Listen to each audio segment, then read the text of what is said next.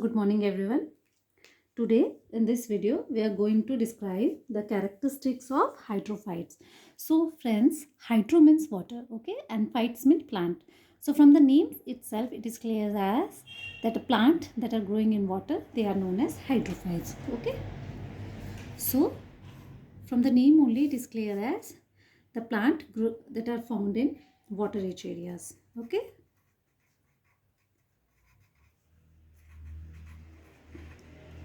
Okay, now these plant, they can be submerged means they are totally under the water, okay. They can be partly submerged also. Partly means half into the water and half outside, okay. They can be floating also, okay. Floating means they are on the surface of the water, okay.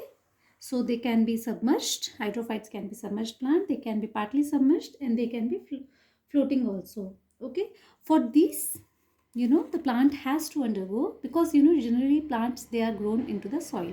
So in soil what happened, the roots are attached to the soil and the plants stay intact. However, when there is a water is free flowing. It's not like fixed like a soil. So for this, adapting into submerged, partly submerged or floating condition, the hydrophytes, they need to undergo certain changes, and that involves reducing the conducting and supporting tissue, okay, conducting and supporting tissue. So in the soil, the plant need to have thick stems, okay, so that will support the plant, okay, growing upwards. However, hydrophytes has to either float or it can be submerged, partly submerged. So there is the reduction in the conducting elements as well as supporting tissue, okay. So now we are going to discuss the various adaptation of submerged halophytes, okay. So the first of all, I just now explained that it has absent of cuticles, okay. Second, the hydrophytes, they have abundant chloroplast, okay, for the photosynthetic process in their cortical cell. So in the cortical cell, they possess huge chloroplast, okay, huge amount of chloroplast for better photosynthesis, okay. Now, for floating on the water, there has to be some air space. So the white cortex of these plants have large air spaces, okay. So this air space will provide buoyancy to these plants so that they can float easily. The fourth adaptation is the lack of mechanical tissue, that is sclerenchyma. So sclerenchyma, that usually act as a supporting tissue in plant, is lacking in hydrophyte, okay.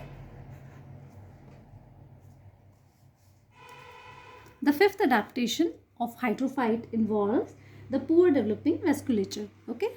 So vasculature is poorly developed.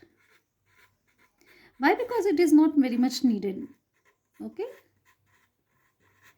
So what all the vasculature actually in general plant involve? The xylem and the phloem. So these xylem and phloem, they are poorly developed in the hydrophyte, okay. The sixth adaptation is the hypodermis is absent.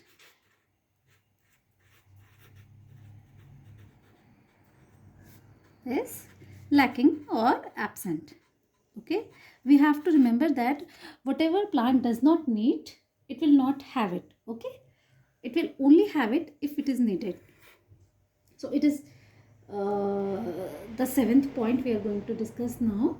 The root, since I already told that hydrophyte can be submerged or partly submerged or floating. In all the cases, the roots, it will act as an anchor, because there is no particular the soil is there. So the root has to act as an anchor and it provide anchoring support, and also absorption occur primarily through the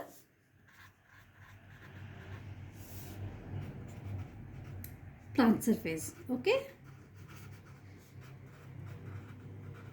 so why not from the root? Why from the plant surface? Because they are already acting as an anchor, and if there is like more absorption through the root only, so it may happen that plant may rot. So this is the adaptive process of the hydrophyte, that root will act as an anchor and the plant surface will act as a absorption space. Okay, so some free floating plant, they also have rosettes also. So rosettes are present in few hydrophytes also.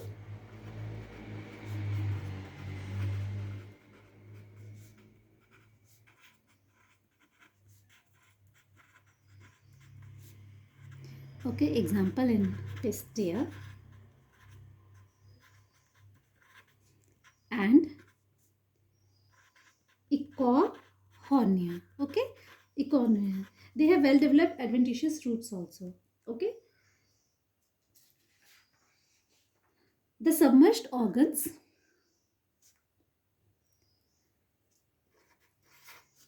in general, they will lack the stomata. So submerged organ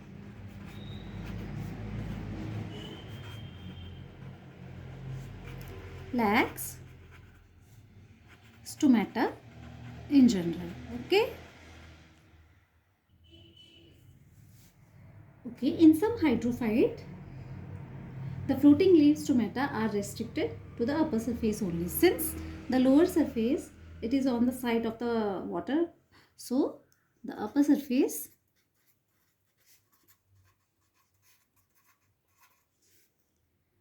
of few hydrophyte leaves has stomata, okay, for the gaseous exchange. In hydrophytes such as lily, the rooted floating hydrophytes, the rounded leaves, it has waxy coating to protect the leaf surface from the getting wet. Okay, so the hydrophyte, the lily, example for lily, there is waxy coat on upper surface, okay,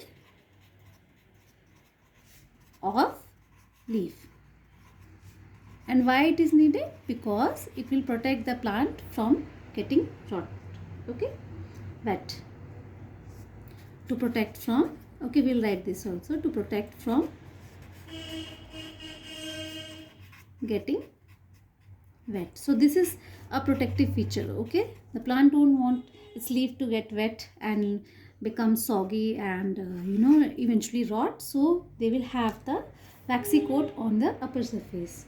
Okay, the aerial organs, they have the mucilage that protect them from getting wet.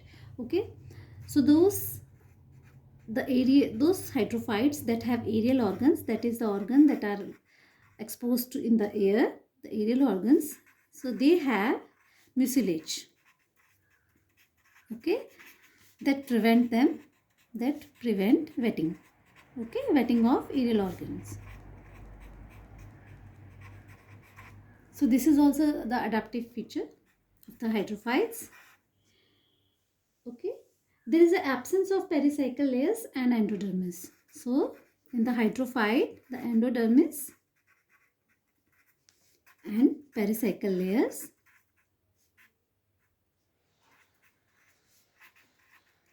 are absent.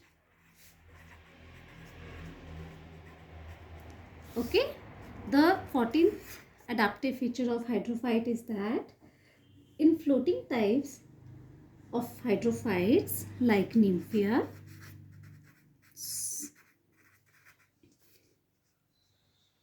okay, this is the nymphia is the example of floating hydrophyte. Okay,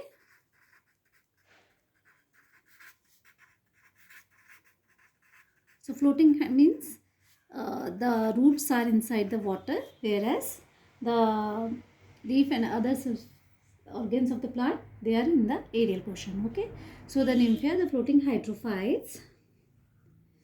In such hydrophytes, the epidermis is present. Okay,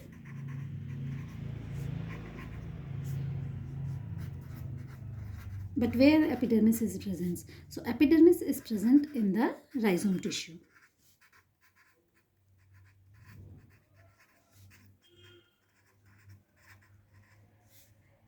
In addition to epidermis, hypodermis is also present. Okay, so hypodermis is also present.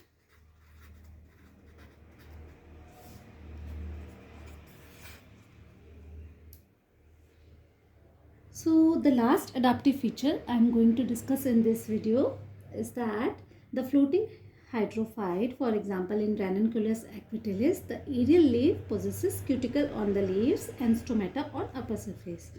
So the another floating hydrophytes,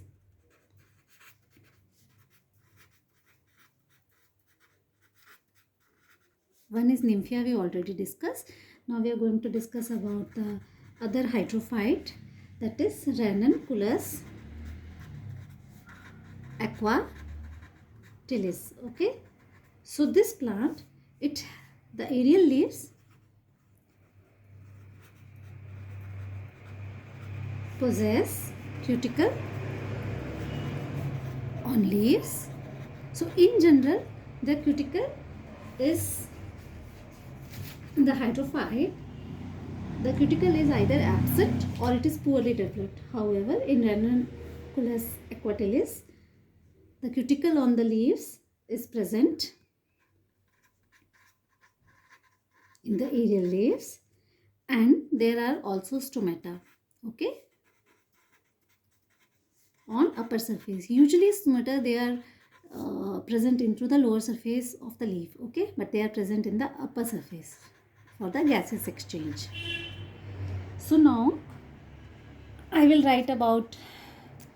give you the example about the common hydrophytes. Okay, so if we talk about the submerged hydrophytes that are totally inside the water, so these are Vallisneria. Okay, one example is Vallisneria. There is Hydrilla also, and the last is Potamogeton. Okay, so these are the submerged hydrophytes. The floating, we have already told that nymphia is a floating hydrophyte, and Ranunculus equitalis you can write. Okay, the amphibious I will write for you.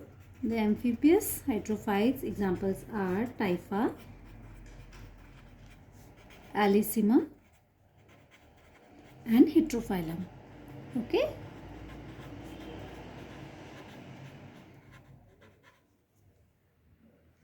so this is all the adaptive feature of hydrophytes. I tried to cover these points into point wise so that it is easier to remember and it should be very clear to you.